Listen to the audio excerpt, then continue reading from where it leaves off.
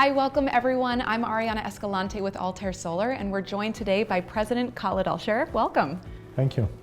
So Khaled, I feel like we all kind of know the basics of what a solar panel system is. It absorbs the sun's energy and converts that into electricity. But what we don't maybe understand is all the little components that make it work. So can you tell us what are those main components? Sure, absolutely. I'd love to.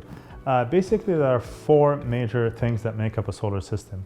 Obviously, the number one thing is the solar panel itself. And then the second is the inverter, which we can talk about in a little bit in more details. And then third is the attachments or the racking and mounting hardware that will attach your solar panels to the roof. And finally, the monitoring system that allows you to monitor the performance of the solar system in general.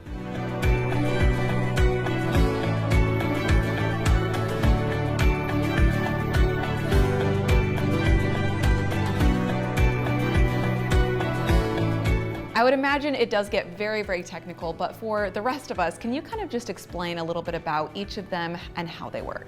Sure, absolutely. So let's start with the first component, which is the solar panel itself. The solar panel's job is to, as you mentioned earlier, to absorb the sun, specifically the photons that come from the sun, and convert that into energy. And it does that by basically, a little bit, I'm trying to simplify it. I don't want to go super technical here. Thank you. But I'm trying to, no problem. I'm trying to make it basically, so the photons will basically they'll get absorbed by the solar panels, and that what actually creates the current. You know, and the current is what you need to generate electricity. So, and then, you know, basically that's how the electricity is being generated by the photons, which is the energy component from the sun coming to, you know, create that current. That current that we talk about is a direct current, which is what you see in, for example, a battery, and like your phone's battery. Your phone's battery basically uses DC. That's why you plug in a charger and you see, like, for example, the charger has that little square thing, and that actually kind of taking the AC energy from the house, making it into a DC energy. It's a converter, which is the opposite of an inverter, and makes it into a DC power that the battery can store, right? So the solar panels produces DC power. So in essence, you can connect a solar panel directly to charge your phone without needing that converter, right? So I'm seeing an accessory line coming soon. Maybe. So, but then, so because it's DC current, we have to make it into an AC current because our homes are actually, you know, equipped with AC, not with DC current. So then we use the second component, which is the inverter. The inverter is basically a microchip-based device that will take the DC current and make it into an AC current. Then when we connect it to your main electrical panel, that can be basically used.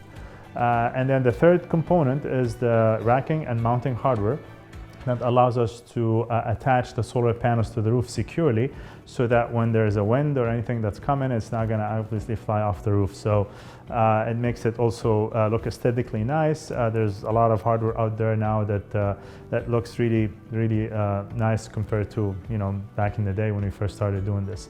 Finally, the monitoring system, which is a major component because that allows you to monitor the performance of the solar system in general, so that if something fails, we know about it and we can service it. And then also people get excited about it because they can connect to their phone, see how much they're producing, and it translates into savings, you know, so which is, you know, very important. That's the main reason people do solar panels, you know. So, you know, so those are kind of like the four major components that make a solar panel system. And, you know, everybody needs to know about them, and because they'll have to make the selection on which ones they want to go for. And, you know, a good company will obviously educate their consumers on which ones will work better for them, and basically make that educated decision and realize the savings. You actually made that make so much sense. So thank you for simplifying. Thank you for sharing how that works with us. If you have any other questions, please let us know, and we'll see you on a future episode.